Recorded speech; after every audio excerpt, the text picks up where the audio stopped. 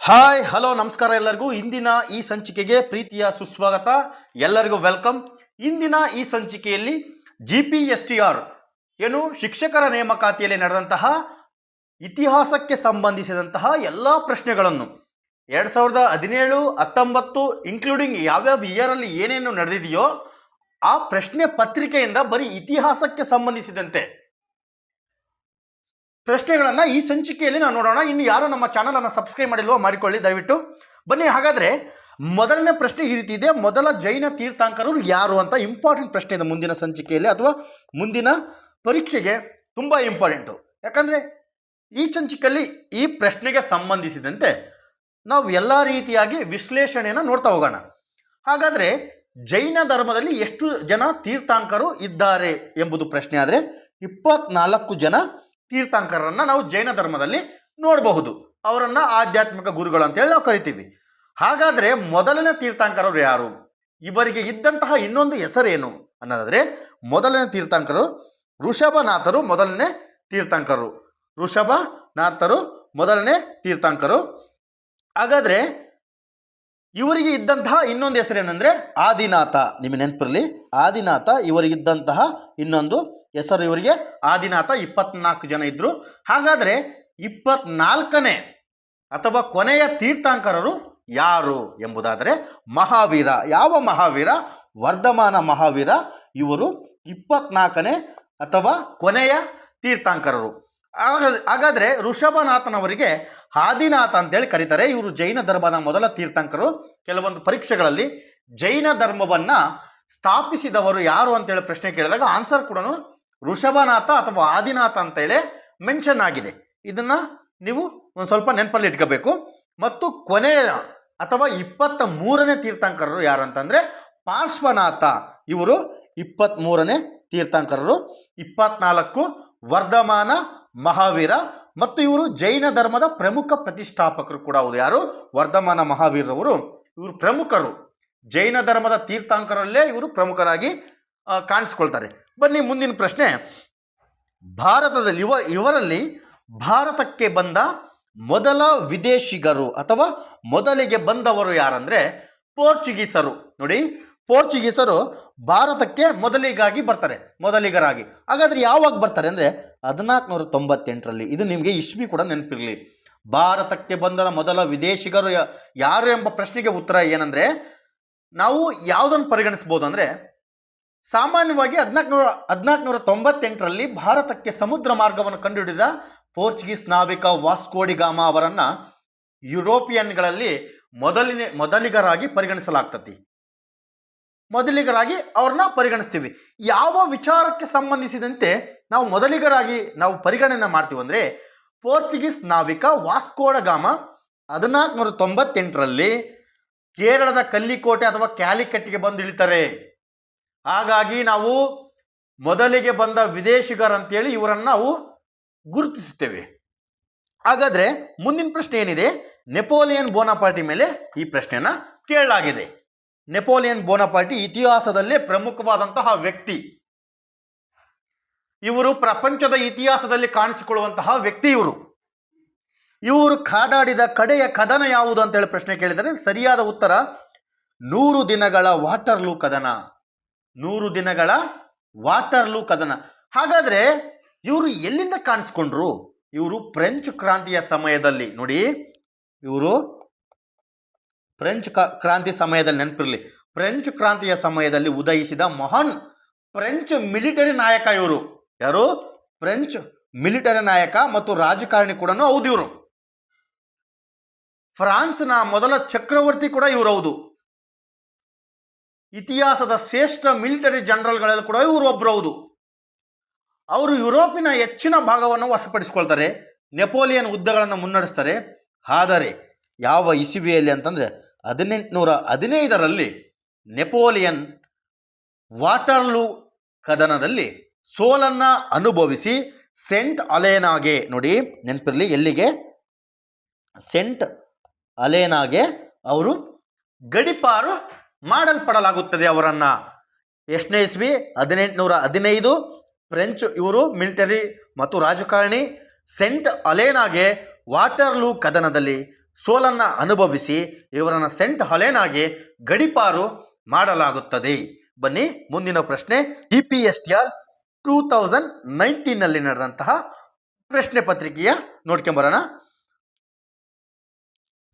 ನೋಡಿ, ಬಿಂಬಿಟ್ಕಾದಲ್ಲಿ ಗುಹೆಗಳ ಚಿತ್ರಕಲೆಯು ಬಿಂಬಿಸುವ ಇತಿಹಾಸ ಅಂತೇಳಿ ಪ್ರಶ್ನೆ ಕೇಳಿದ್ದಾರೆ. ಏನು ಬಿಂಬಿಟ್ಕಾ ಅಂದರೆ ಇದು ಒಂದು ಗುಹೆಗಳು, ಇದು ಭೀಮ್ ಬೆಟ್ಕ ಅಂತಲೂ ಕರೀತಾರೆ. ಇದು ಎಲ್ಲಿ ಕಂಡು ಬರುತ್ತದೆ ಅಂತ ಪ್ರಮುಖವಾಗಿ ಮಧ್ಯಪ್ರದೇಶ ರಾಜ್ಯದಲ್ಲಿ ಕಂಡು ಬರುತ್ತದೆ. ಇದು ಪ್ರಮುಖ ಇಂಪಾರ್ಟೆಂಟ್. ಇದು ಎಲ್ಲಿ? ಮಧ್ಯಪ್ರದೇಶದಲ್ಲಿ ಕಂಡು ಬರ್ತದೆ. ಯಾವುದು? ಭೀಮ್ಬಿಟ್ಕ ಅಥವಾ ಬೆಂಬೆಟ್ಕ ಅಂತನೂ ಕರೀತಾರೆ. ರಾಯ್ಸೇನ್ ಜಿಲ್ಲೆ, ನೋಡಿ ರಾಯ್ಸೇನ್ ಜಿಲ್ಲೆಯಲ್ಲಿ ಇದು ಕಂಡು ಬರುತ್ತದೆ. ವಿಶ್ವ ಪ್ರಸಿದ್ಧ ಸ್ಥಳ ಇದು, ವಿಶ್ವ ಪ್ರಸಿದ್ಧ ಪುರಾತತ್ವ ಸ್ಥಳ ಇದಾಗಿದೆ. ಇವು ಶಿಲಾಯುಗದ ಅಂದಿನ ಮಾನವನ ಜನಜೀವನ, ಕಲ್ಲಿನ ಮೇಲಿನ ವರ್ಣಚಿತ್ರಗಳು, ಶಿಲಾಶ್ರಯಗಳ ಕುರುಹುಗಳನ್ನು ಹೊಂದಿರುತ್ತವೆ. ಇವು ವಿಶ್ವಸಂಸ್ಥೆಯ ವಿಶ್ವ ಪರಂಪರೆ ಪಟ್ಟಿಯಲ್ಲಿ ಕೂಡ ಸ್ಥಾನವನ್ನು ಪಡೆದಿವೆ. ಸುಮಾರು ನೋಡಿ 9,000 ವರ್ಷಗಳಷ್ಟು ಹಳೆಯ, ನೋಡಿ ಇದಕ್ಕೆ ಸರಿಯಾದ ಉತ್ತರ ಹಳೆಯ ಶಿಲಾಯುಗ ಮತ್ತು ನವ ಶಿಲಾಯುಗದ್ದು. ಇದು ಸುಮಾರು 9,000 ವರ್ಷಗಳಷ್ಟು ಹಳೆಯ ಶಿಲಾಕೃತಿಗಳು ಹೊಂದಿದೆ ಎಂದು ಅಂದಾಜು ಮಾಡಲಾಗಿದೆ. ಇದು ಮಧ್ಯಪ್ರದೇಶದ ಭೂಪಾಲ್ನಿಂದ ದಕ್ಷಿಣಕ್ಕೆ ಸುಮಾರು 45 ಕಿಲೋಮೀಟರ್ ದೂರ ಕಂಡು ಬರ್ತದೆ. ಇದು ಪ್ರಾಮುಖ್ಯತೆ ಏನಂದರೆ ವಿಶ್ವ ಪರಂಪರೆ ತಾಣಿಗೆ, ವರ್ಲ್ಡ್ ಹೆರಿಟೇಜ್ ಸೈಟ್ಗೆ ಇದನ್ನು ಸೇರ್ಪಡೆ ಮಾಡಲಾಗಿದೆ. ಶಿಲಾಯುಗಕ್ಕೆ ಸೇರಿದ ವರ್ಣಚಿತ್ರಗಳು ಕೂಡ ಇಲ್ಲಿ ಕಂಡು ಬರುತ್ತದೆ. ಇಲ್ಲಿಗೆ ಈ ಪ್ರಶ್ನೆಯನ್ನು ಮುಂದುವರಿಸೋಣ.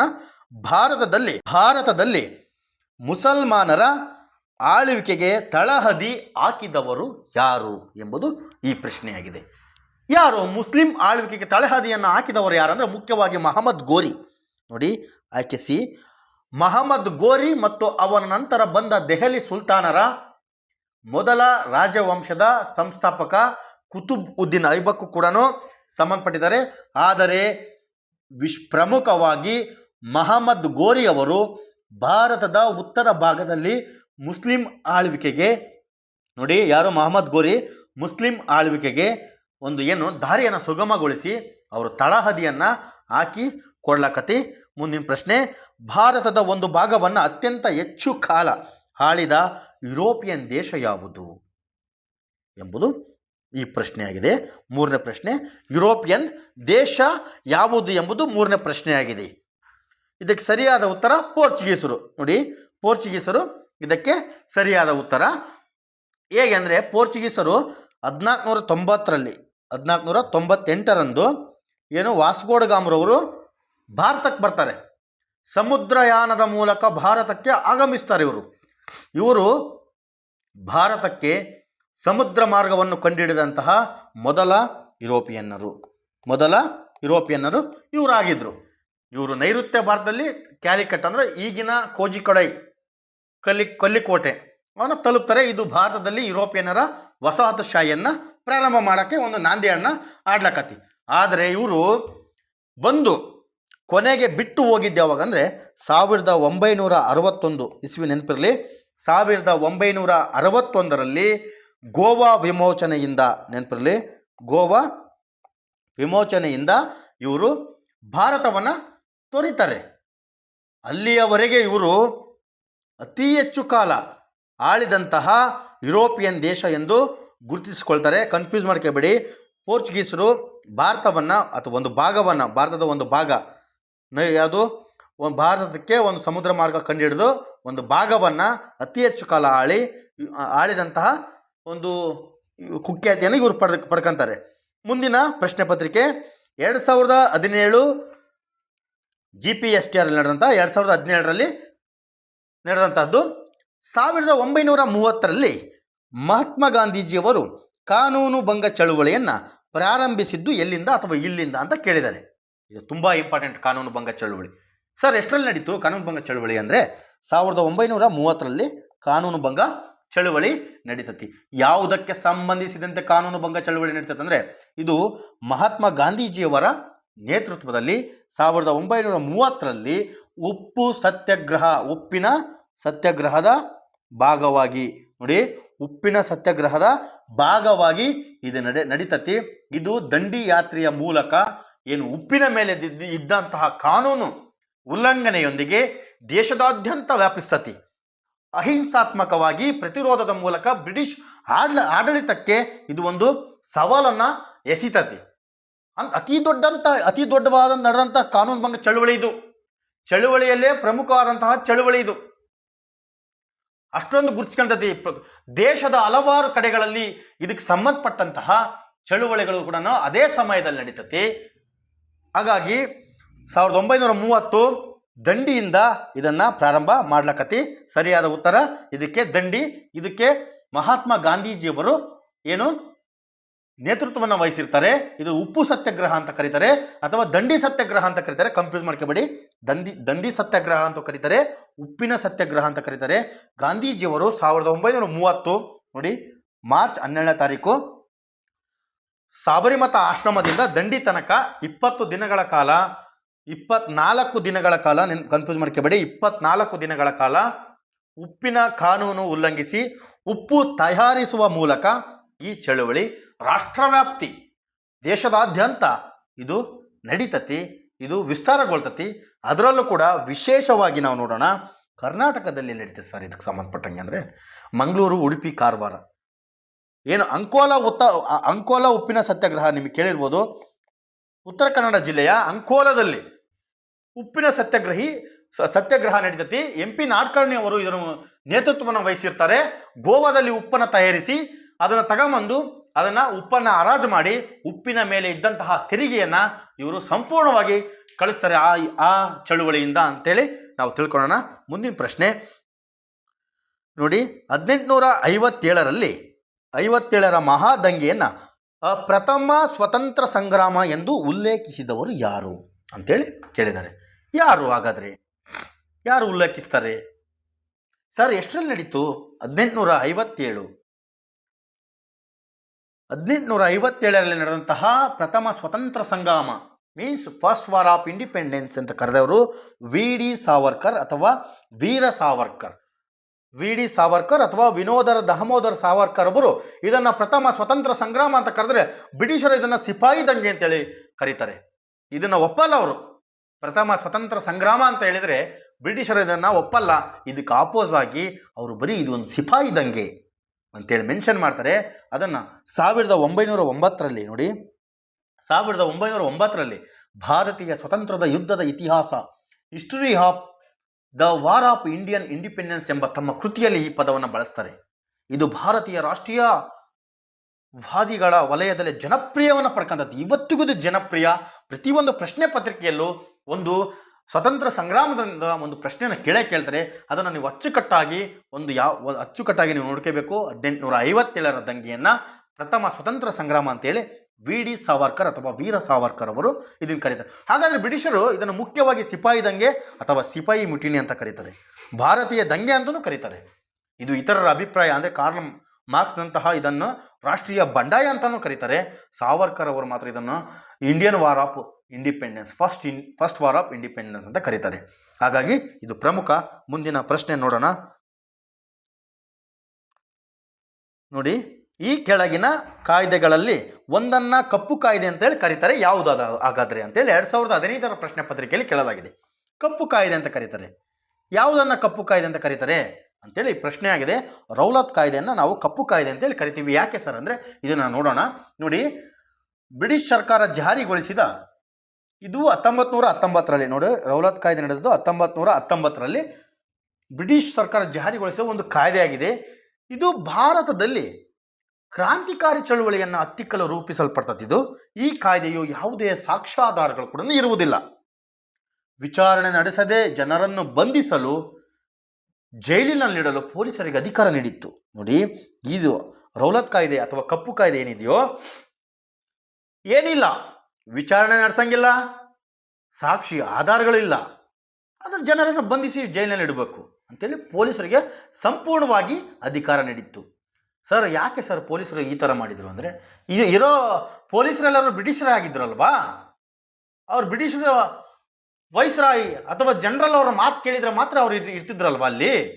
ಹಾಗಾಗಿ ನಮ್ಮ ಭಾರತ ದೇಶವನ್ನು ಬ್ರಿಟಿಷರು ಸಾಕಷ್ಟು ಬರೀ ಒಂದು ಜಲಿಯನ್ ವಾಲಾಬಾಗ್ ಹತ್ಯಾಕಾಂಡವನ್ನು ನಾವು ನೆನಪಿಸಿಕೊಳ್ತಾ ಹೋದ್ರೆ ಎಂಥ ಕ್ಷಣದಲ್ಲಾದರೂ ಕಣ್ಣಲ್ಲಿ ನೀರು ಬರ್ತೈತಿ. ಅಮಾಯಕರು ಬೈಸಾಖಿ ಹಬ್ಬದಲ್ಲಿ ಸೇರಿದಂತಹ ಅಮಾಯಕರ ಮೇಲೆ ಜನರಲ್ ಡಯರ್ ಅವರು ಗುಂಡಿನ ಮಳೆಯನ್ನು ಸುರಿಗೈತಾರೆ.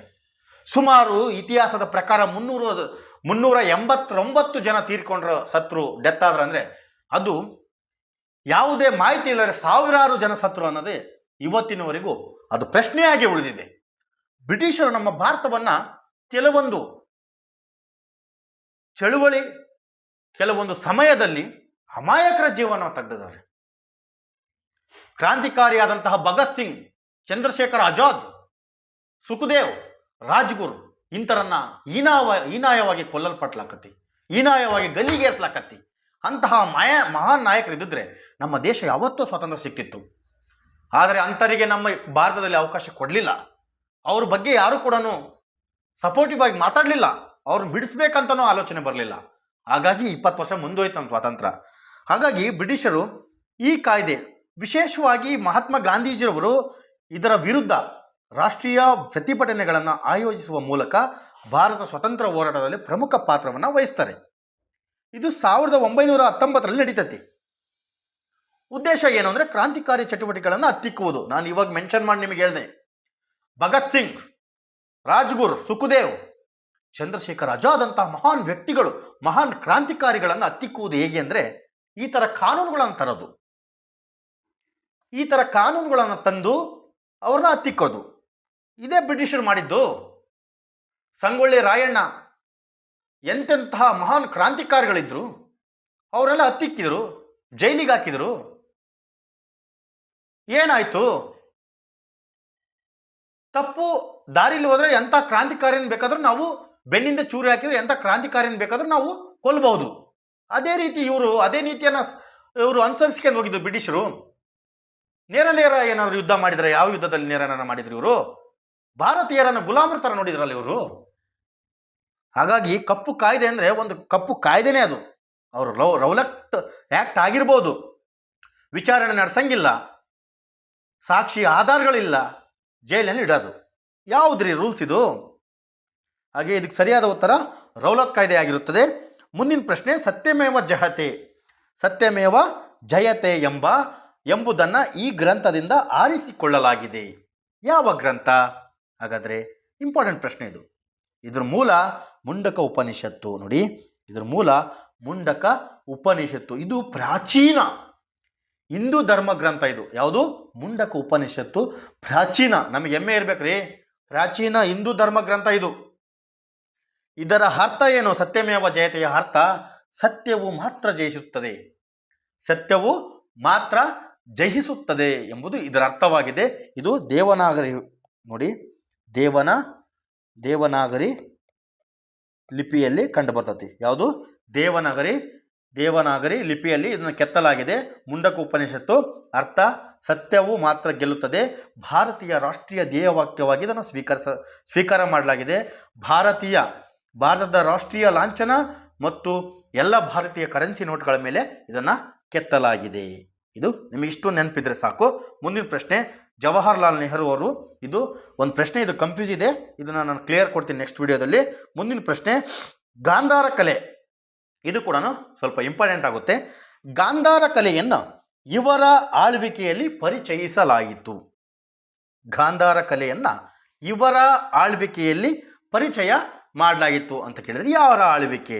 ಹಾಗಾದರೆ ಅಂದರೆ ಇದು ಕುಶನರ ಆಳ್ವಿಕೆ. ಐ ಮೀನ್ಸ್ ಕಾನಿಷ್ಕನ, ಇವರು ಯಾರು?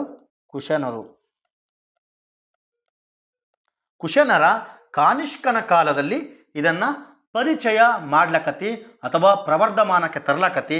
ಈ ಅವಧಿಯಲ್ಲಿ ಬುದ್ಧನ ಮೊದಲ ಮಾನವ ರೂಪ ಪ್ರತಿಮೆಗಳನ್ನು ರಚಿಸಲಾಕತಿ.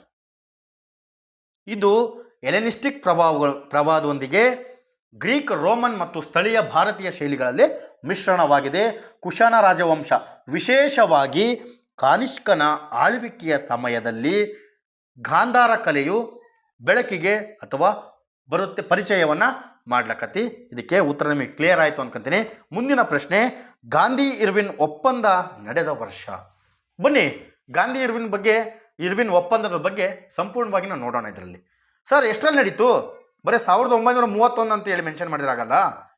ಇವತ್ತು ಬರುವಂತಹ ಪ್ರಶ್ನೆಗಳು ಹೇಳಿಕೆ ರೂಪದಲ್ಲಿ ಬರುತ್ತೆ. ದಿನಾಂಕ ತಿಂಗಳು ಕೂಡ ಮೆನ್ಷನ್ ಆಗುತ್ತೆ. ಹಾಗಾಗಿ ಮಾರ್ಚ್ 5ರಂದು ನಡೀತತಿ. ನೋಡಿ, ನೆನಪಿರಲಿ, ಮಾರ್ಚ್ 5ರಂದು ಇದು 1931 ಮಾರ್ಚ್ 5ರಂದು ಇದಕ್ಕೆ ಸಹಿ ಹಾಕಲಾಗುತ್ತೆ. ಭಾರತದ ವೈಸ್ರಾಯ್ ಲಾರ್ಡ್ ಇರ್ವಿನ್, ನೋಡಿ ಇದರಲ್ಲೇ ಇದೆ, ಲಾರ್ಡ್ ಇರ್ವಿನ್ ಮತ್ತು ಮಹಾತ್ಮ ಗಾಂಧೀಜಿ ನಡುವೆ ನಡೆದಂತಹ ಇದು ಒಪ್ಪಂದವಾಗಿರುತ್ತೆ. ಇದು ಗಾಂಧೀಜಿಯವರು ಯಾರ ಪರವಾಗಿ ಹೋಗಿದ್ರು ಅಂದರೆ ಕಾಂಗ್ರೆಸ್ ಪರವಾಗಿ ಇವರು ಹೋಗಿದ್ರು. ಈ ಪೊಲಿಟಿಕಲ್ ಒಪ್ಪಂದಕ್ಕೆ ಸಹಿ ಹಾಕ್ತಾರೆ. ಇದು ನಾಗರಿಕ ಸಹಕಾರ ಅಸಹಕಾರ ಚಳುವಳಿಯ ಅಂತ್ಯವನ್ನು ಸೂಚಿಸ್ತತಿ ಮತ್ತು ಎರಡನೇ ದುಂಡು ಮೇಜಿನ ಸಭೆಗೆ ಮಾರ್ಗವನ್ನು ತೆರೀತತಿ. ಸಹಿ ಹಾಕಿದ್ದು ಗಾಂಧೀಜಿ ಮತ್ತು ಲಾರ್ಡ್ ಇರ್ವಿನ್ ಅವರು ಲಂಡನ್ನಲ್ಲಿ ನಡೀಬೇಕಾದ ಎರಡನೇ ದುಂಡು ಮೇಜಿನ ಸಭೆಗೂ ಮುನ್ನ ಈ ಒಪ್ಪಂದ ಮಾಡಿಕೊಳ್ಳಲಾಕತಿ. ಬನ್ನಿ ಹಾಗಾದರೆ ಮುಂದಿನ ಪ್ರಶ್ನೆ ನೋಡೋಣ. 2019ರಲ್ಲಿ ನಡೆದಂಥದ್ದು. ಸೊ ಇದು ಇಂಪಾರ್ಟೆಂಟ್ ಆಗುತ್ತೆ.